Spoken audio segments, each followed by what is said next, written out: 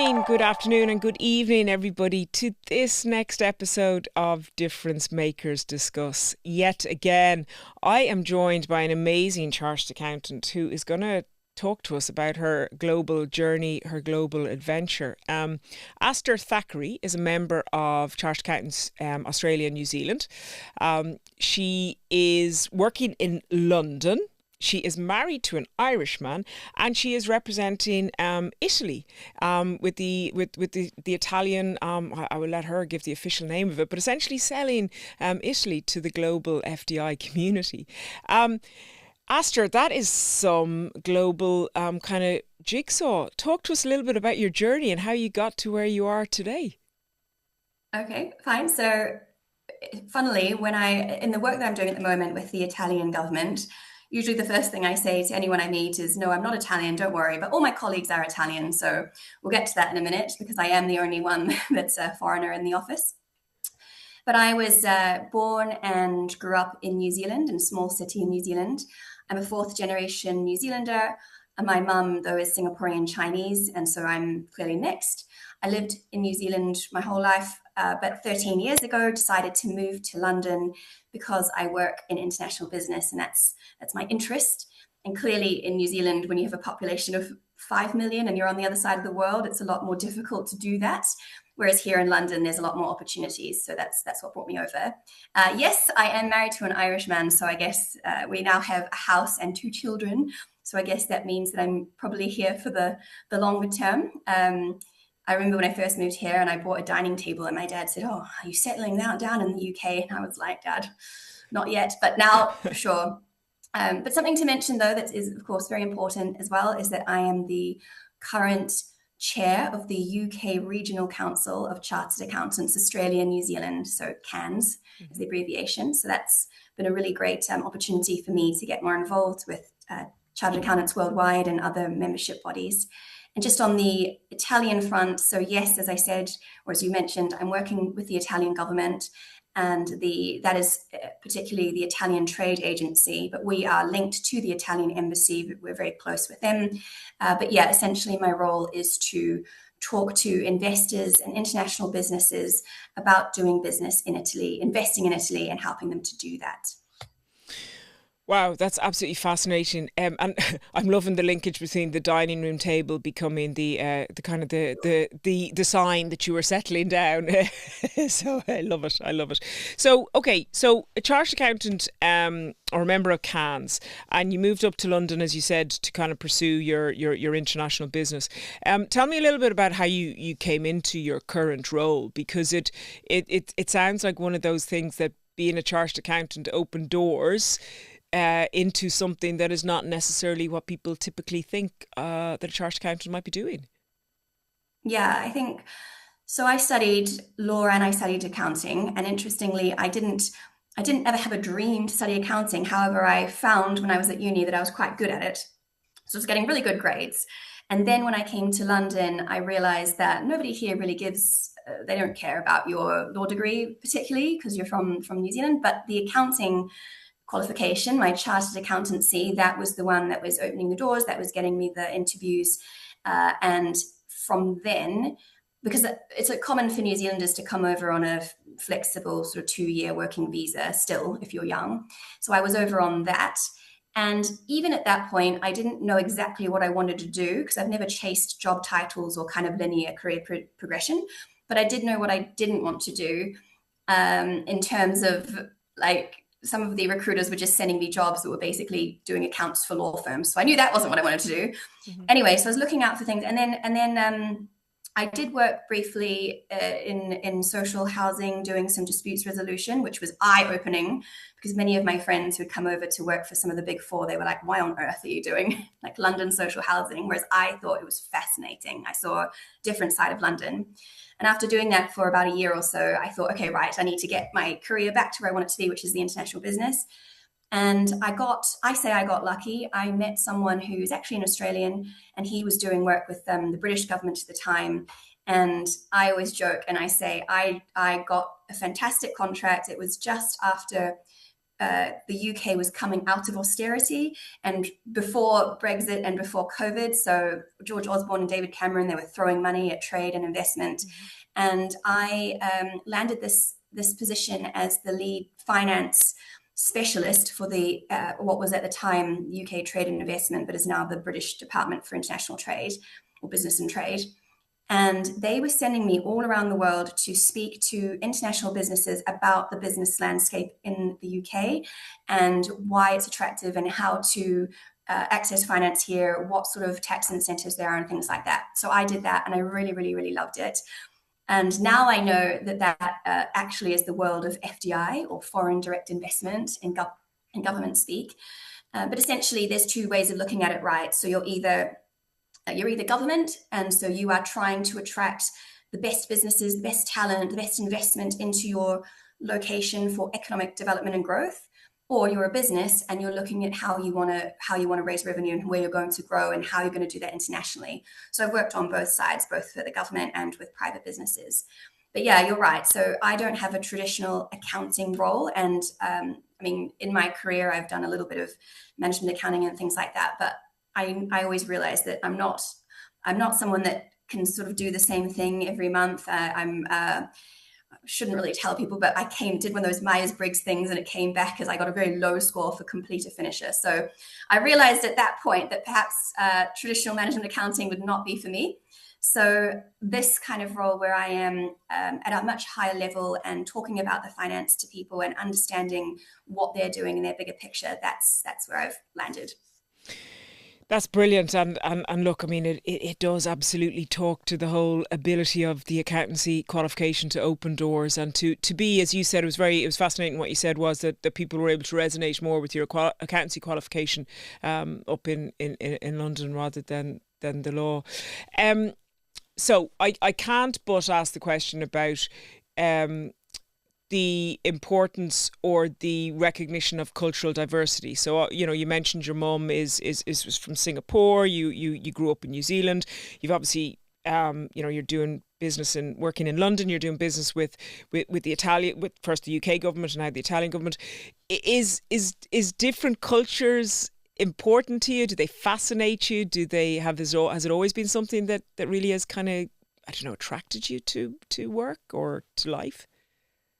I think so. As I said, I grew up in a smaller city in New Zealand, and I'm mixed, right? And actually, when I was growing up, there weren't so many mixed children, whereas now there are. I mean, my own children are mixed. And I definitely had a bit of an identity. When I was a teenager, I definitely had a lot of questions about identity and whether, because in New Zealand particularly, people would say, oh, you're not, go home to China, not that everybody is racist, but you'd get that, right? So occasionally, so you'd have these questions of, well, I grew up here, where am I from, who am I? But as an adult that's now working in an international city like London, what I've realized is I actually now have an advantage in terms of cultural awareness, understanding, and being able to see things from different perspectives.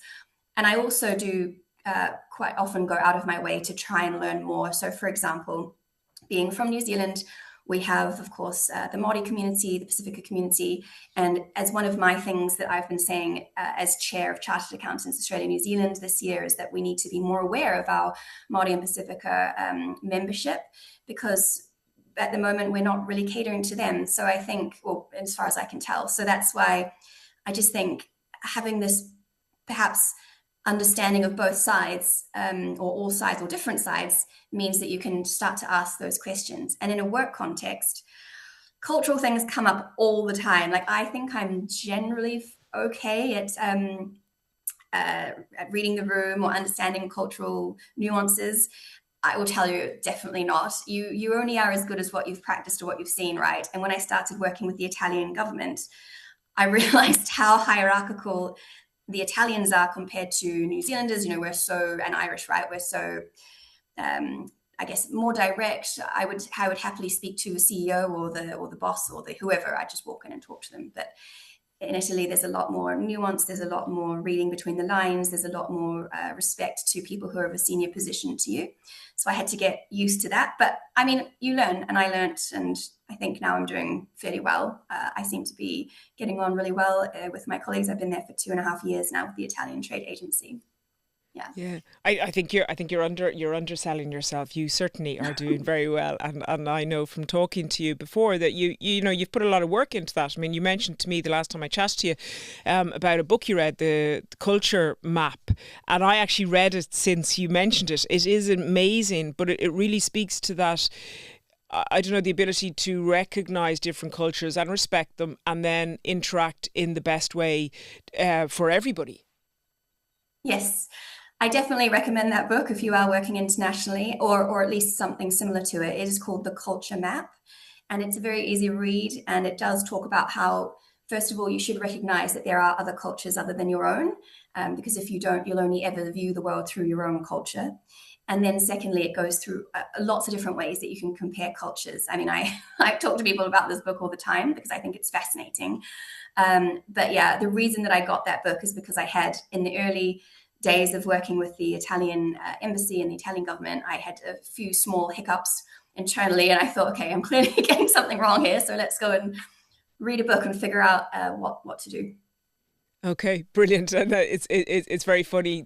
Sorry, I think it is. I think we're all probably thinking of other instances where we've maybe misinterpreted what people say. The Irish are quite sarcastic, and I remember one of the things. And sorry, I'm going to just go on a little bit of tangent, but a lot of Filipinos would work for us, in certainly in the firm, and I remember one manager, senior manager, said to a new member of our team who was Filipino, "Okay, thanks a million. I'll see you later." And that was at about 7 o'clock in the evening. And see you later in Ireland is kind of a yeah, bye. That poor trainee sat there until about 11 o'clock that night because they thought that the manager was coming back because see you later. So it's really important to actually understand the difference in culture. And to that point, and your awareness of culture, of the global community, you also are very aware of the, I guess, more local community and the importance of that, Aster. Isn't that right? Talk to me a little bit about the amazing initiative you set up in your local community. Yeah, so it's funny, community, because we spoke about community when we chatted the other day, right? And Mm, I guess when I reflect on what I've been up to over the last few years, community is a huge theme. And I would say that I wear three hats. So well, three hats plus also I'm a mum. But so three hats being the work that I'm doing with the Italian government at the moment. So I'm working to attract investment into Italy. And that in itself is a bit community based, because essentially you're trying to connect the Italian business community in London with the investment community and the business community, right? So how do you build those relationships? The second community is, of course, the Chartered Accountants Australia, New Zealand. We have 4,200 members in the UK. So as chair, I'm a volunteer, but we luckily have a brilliant paid team that do all the actual work. But as chair, I often am thinking, how do we do more to bring our community together? So like what kind of events can we do? Things like that. And then the third, which is what you are referring to, is I live in Greenwich in London. And when I moved here 5 years ago, yeah, 5 years ago during COVID, I didn't know anybody. And I was pregnant with my second baby. And I just did what I think many pregnant women or like mothers do, which is to try to connect with other pregnant women and mothers. So I had this coffee meetup that I started, pretty normal. But the thing is that this coffee meetup just grew. It just didn't stop growing. So it's just grown and grown and grown and grown and grown. And it got to the point where we now have about 2,000 active parents in our local community who are part of this group. So we're not affiliated to a religion or a school or any kind of any group. We are just a community of parents. And it got to the point where COVID had lifted, and so I thought, well, we should do something. Maybe I should organize a party or an event. So in 2024, I thought I'll organize a village fair, because it felt to me like where I'd grown up in New Zealand, there were often community events. And in London, yes, there are community events, but they're huge, right? So I thought, well, Greenwich is essentially a village. I mean, we're in zone 2, we're central, but we're essentially a village. So let's put on a village fair and invite all the families and the children. So we had this big event, and it was free, and people came, and everything was like just for families, little children. And everybody said, "Oh, that was great. You should do it again." And it's the same this year. "Oh, it was great. You should do it again." So it's morphed now. This community is morphed. But just to tell you a really, I guess, most recent story is that yesterday was International Women's Day, Yes. and yeah, and so I thought, well, actually, yes, we'll do a fair again. Sure, we can do other events too. But for the first time, I decided to organize a family morning tea for International Women's Day. So a lot of we sold out. Actually, we didn't, and I say sold out as in we only had capacity in the venue for a certain number, and we had too many. So we had about 80 parents and children come yesterday morning, and I did some call outs to some of the amazing women that run businesses in our community, and they donated like spot prizes. And we had a children's entertainer come, and she did a bit of, women, girls rule the world, and it was just this really fun community event. But yeah, essentially, I mean, we could talk for hours about how motherhood and parenthood and the family unit and the cost of childcare. I mean, that's a whole wormhole, right? But drilling it right down to what is it that I guess I felt like, what is the very least that I can do in my position? And that is just connect people. So a lot of the people that come to all of the meetups and events and things that we organize or I organize, they're just parents that are a bit similar to us. They probably don't have family here in London, and they just want to connect with other parents and bring their child to something that they know it's going to be fine. And yeah, so that community is now. I actually incorporated it, which sounds really formal, but the reason I did that is because I wanted it to be its own thing and not linked to me and my bank account, right? So it's incorporated as a social enterprise, a nonprofit social enterprise. And once I did that, I then realized that we've now got the foundation in place, which enables us to empower others in the community to do things as well. So one of the mums, she's now been running for a year, Mums in Business networking, free workshops for women in the community. I've got another one who said that she'd like to get some events experience. So I've been supporting her behind the scenes and she could run events. And then I've got another one who she wanted to run a charity event, but she is just, she can organize it and hire a hall, but I'm helping her out with all the ticketing and all of that sort of base infrastructure. So yeah, it's been a really fascinating project. And people have said, because I never set out to create a group or a community or whatever, but people have always said, "Oh, where are you going to take it next? What are you going to do next?" And I'm like, well, actually, we're community led. So what do you guys want? And what are you guys prepared to help with? Because something that, sorry, I'm going on, stop me if I'm going on a No, tangent. it's brilliant. It's great.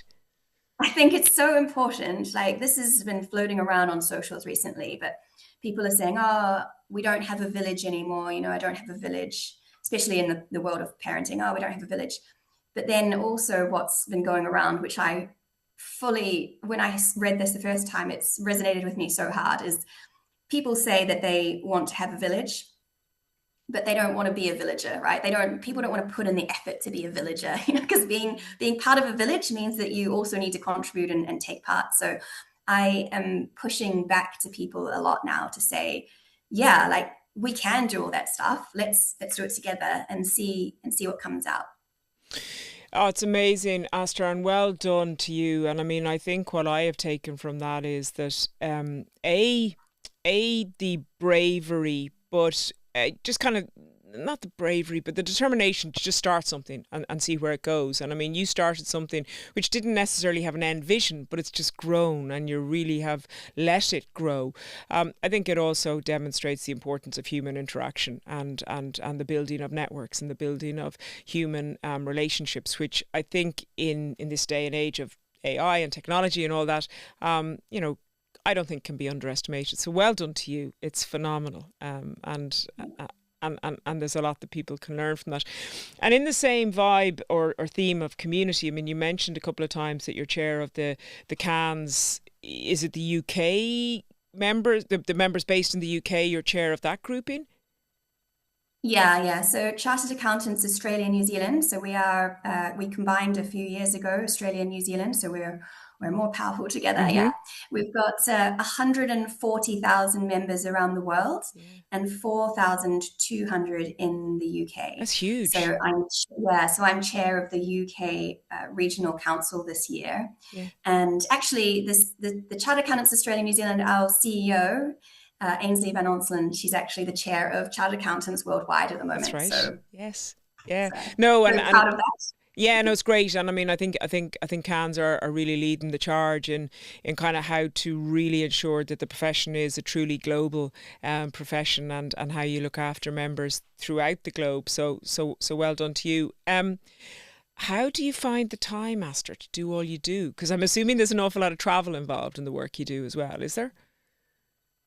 Everybody asks me when they find out I work for the Italian embassy or the government, they're like, oh, you must go to Italy a lot. And I say, unfortunately not, because my job is to speak to international companies.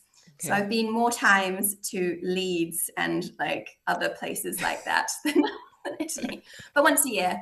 But in terms of the time, I think that I'm not a perfectionist. I used to be, but Okay. not anymore. I'm pretty good at just knowing like what when done is good enough, and I see this around me all the time, particularly with women, especially with the local women who are starting up businesses here. They'll be so focused on making sure their Instagram looks beautiful or that their logo looks beautiful, whereas I'm like, what's the end goal and how do we get there, and what's the minimum that I need to do to get to that point. Because then I don't know, that's otherwise I would have, there's no way I'd be able to do what I do. And also, I will just put a shout out to my husband, because I also think that when you have children, having a co-parent, a lot of people will say, oh, I don't know how you do it all. I couldn't do that. And I'm like, well, I do have a co-parent. He's there and he's Mm. doing the work and he's contributing. And I think I would wish that everybody had this with their partners, but it's not always the way. So I'm very grateful for that. Well, isn't it? And that's lovely. But isn't it just the power of teamwork, really, Yeah. and the acknowledgement and understanding that we are better together, and you get much more done as a part of a team. I love that bit about kind of leaving the perfectionist thing at the table, and maybe getting something 80% done rather than 100%, but done late or not done at all. So yeah, and that's a really good takeaway. Um, so Aster, what's next in your journey? I mean, what do you hope to do, or do you tend to look forward, or do you tend to react to things as they happen, or is there a plan? You don't necessarily need to share the plan, but is there a plan? I always think of like, it shows my age, but I always think of Monica from Friends and how she always had everything planned out. So I'm not like that. But I would say that I went through a lot of my 20s being very much like live in the moment and just experience everything in the moment, and just go for it, which was great. It's harder to do that now when you are in a family unit, right? You can't just go with the moment. You actually need to think about what it is, not just what you want, but what your partner wants, what your children are doing, and what's going to work out best for all of you. And I will be honest, I'm finding that a massive shift, because I was such a go with the moment independent person. I do plan though. I shouldn't say plan, I self-reflect a lot. Mhm. And actually, this is something that sometimes when people ask, I think, what is your advice, or like, what is your tips? I don't know if this is a tip, but this is something that's worked for me really well. Like, I have always journaled. I journaled since I was 9 years old every day, not much, just a few thoughts. And then if I was ever going through anything more complicated, I would sort of just sit down and get out a pen and just write it all out and get all these thoughts out, and work through things that I was finding difficult, to try to figure out what the actual priorities are, and then what I can do about those. And I am a New Year's resolution person, so I do set New Year's resolutions. And two of mine this year, so I'll share those with you, probably two of the most important ones. No, three, because one of them is to spend quality time with my children, so that's a good one.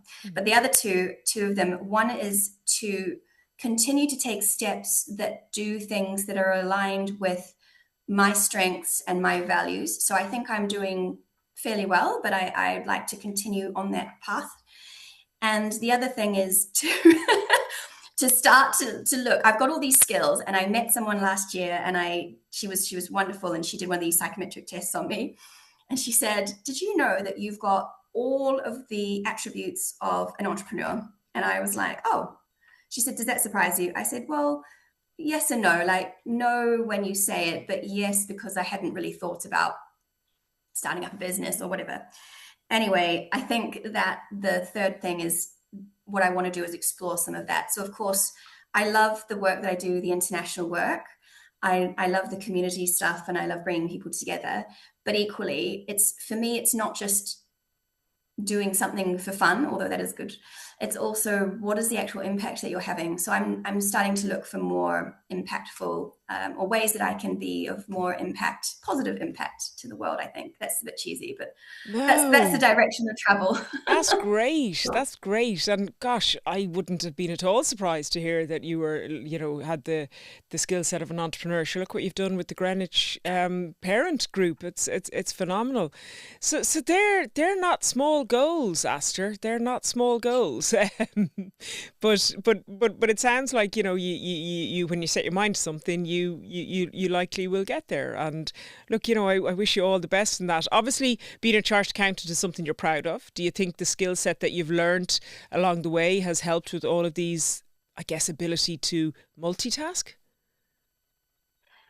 Yeah, I think, do you know what? I was thinking about confidence, and I think having the CA as part of my skill set and as part of my professional identity has given me a lot of confidence throughout my career. So, for example, in those early days, when I was working with the British government, and as I said, I'd be walking into some conference rooms with some pretty senior business leaders, and and a lot of people, particularly women, would say, "Oh, do you have imposter syndrome or whatever?" And I'd say, "Well, no," because Mm. because first of all, the world was not built for me. So if I feel imposter syndrome, that's just normal. But second of all, I think if I'm there for a reason, right? And I think this is typical, but I'd walk in and people would say, "Oh, are you here to write the notes, or are you the HR person or the marketing person?" And I'd be like, "No, I'm the finance specialist and I'm a CA, I've got this." So that, yeah, it definitely helps with the confidence and got me to where I am. Isn't that brilliant? Well done, and keep smashing it, because you have a lovely positive and can do attitude, which I think is just so critically important in the current world. Aster, one, you've given so many good takeaways there and good advice. But if you were talking to a young accountant student in New Zealand, picture yourself back there, what would you say to that accountancy student at this moment in time? Well, so I think I touched on it before. I think self-reflection is probably where I would start, because actually there's I think I can't really give, say, tips to a person or whatever, because it really starts with them and who self-reflection on who you are and what your values are and where you see yourself going. And I don't think you necessarily need to know exactly where you are wanting to end up, but at least having a direction of travel gets you going, right?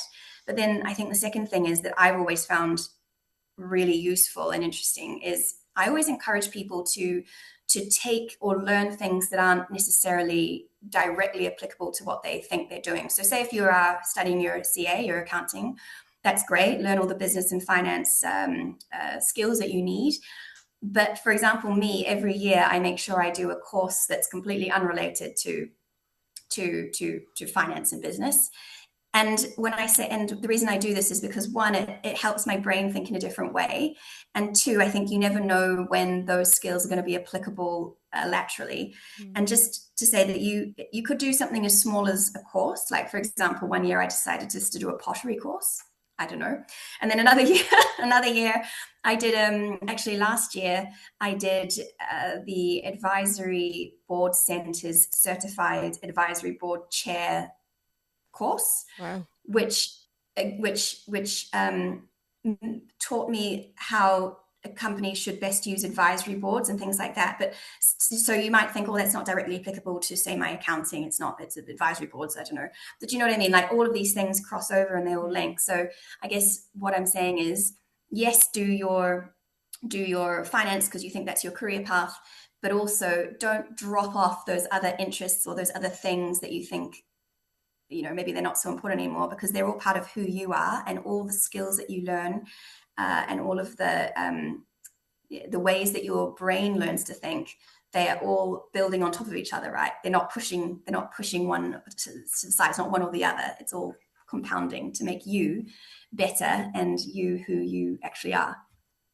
That is brilliant advice. Really, really great advice. And I think what you're kind of saying is your technical maybe know-how and skill set will get you so far, but after that, it's maybe who you are, who you know, and what you represent. So yeah, they all matrix up into a wider picture. Yeah, I mean, I just want to probably just share one example which I always think about. When I was doing my CA back in New Zealand, one of my friends who was doing it with me, we were sort of saying, "Oh, this is really hard, all these finance exams."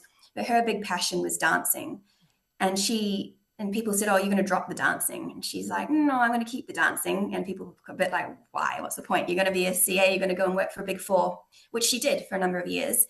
But the last time I caught up with her, she was running her own dance business. So of course she then had the skills to go and do what she wanted to do. And I just thought that to me is a really great example of, yeah, you don't just drop off what your other interests are, because eventually they can come together. No. Oh my goodness, what a lovely way to finish up. That is just amazing advice. And Aster, thank you so much for sharing your time, your honesty, your insights with us. And look, I want to wish you all the best in the future. I have no doubt that whatever you do, whatever you turn your hand to will be a success. So thank you so much for chatting to us today. Really appreciate it. Well, thank you for having me. Not at all. And to the listeners, thank you so much for joining us today. We will have, we're coming towards the end of the series, can you believe, of Difference Makers Discuss. But I look forward to seeing you at the next outing. And until then, stay well. Goodbye.